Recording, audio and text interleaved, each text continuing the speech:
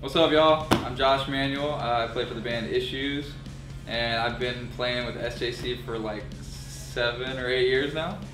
So we're here in Worcester, Massachusetts. I'm saying it wrong. But we're here at the Palladium, and we're hanging, and today's gonna be sick. Cool. So I started playing drums when I was 2.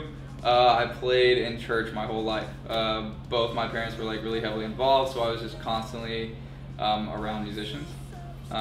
Which was awesome because like I just tried to soak up as much as I possibly could, and was like really lucky to have like some really like influential like great drummers like, you know, give me advice along the way, tell me what I suck at, you know, that kind of thing. Like the real like critical like feedback I thought was really important, and I got that at an early age, so that was really cool. Then did marching through high school. Then played in like some local bands, did some like producing studio work for a while, even did some like video stuff, and that's pretty much how I got hooked up with the Issues guys. That and YouTube videos. So the kit I'm playing tonight, we're on the Headspace tour, so it is Headspace kit, and it's basically just like a beautiful white kit that's mahogany, and it has maple re-ring, and it's sick, and it's modeled after our album artwork, so it's like white, and there's some little peacock feathers everywhere, and it looks awesome, and it plays incredible. I'm stoked. It's the best kit I'd say. I have 3 kits.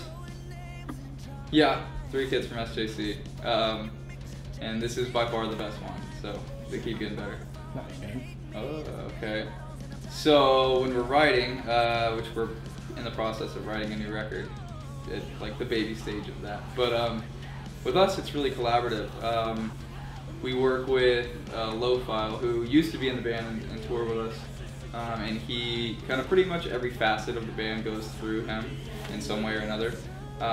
But he's a great drummer, just has a really great overall sense of like the bigger picture. So working with him, I always try to write. And also everyone but our bass player in the band plays drums as well. So it's cool having people not be like afraid to do some weird stuff rhythmically. And everyone is kind of like pushing that envelope in their own way too. So it's cool. But with writing, it's kind of different every time. A lot of the time it'll start with like AJ having a riff, or one of Ty or Lo-File's beats, you know, flipping it, or a Tyler's pop song. But essentially it kind of like, a lot of time will be like a pop song that gets like pop goes punk, Issues style kind of thing. And when I'm writing drums to that, I always try my best to support vocals, support the song. And with Issues, like I think I have a little room to like have some fun and get like a little choppy sometimes. But I always try to do that in the right moments, because I never want to overplay, and sometimes that takes some time in the studio to find that balance. But with like the guys being like so rhythmically like in tune, it's just a really great like balance of like how we write.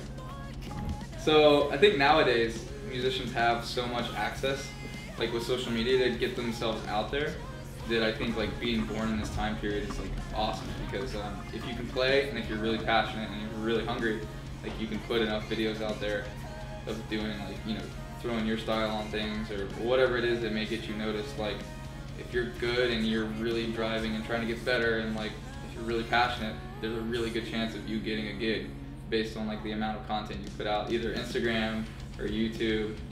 Like when I was like, before I got to go with Issues, I was doing like YouTube covers more, which now it's kind of hard with like copyright stuff. They've like really cracked down on a lot of that, but now for me, like Instagram is a really cool facet to like get immediate feedback, and that's something that like really helped my playing, whether good or bad. You know, just that critical feedback, like I talked about earlier, is like something that was always really important to me. Because like obviously you gotta believe in the outfit, and you gotta like believe in your style, and like believe in what you're doing, but like having your like friends who you know like wouldn't blow smoke be like, yeah, that's all right, or like, yo, that's really sick. You know, that just kind of helps. That gauge is really cool, and it's really important.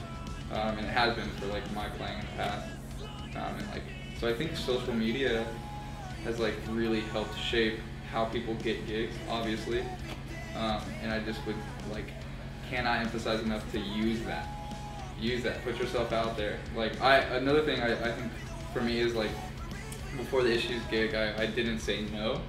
Like obviously I wouldn't just go join like 8 bands, but like I never said no. I would take a lot of different gigs, country gigs, hip hop gigs.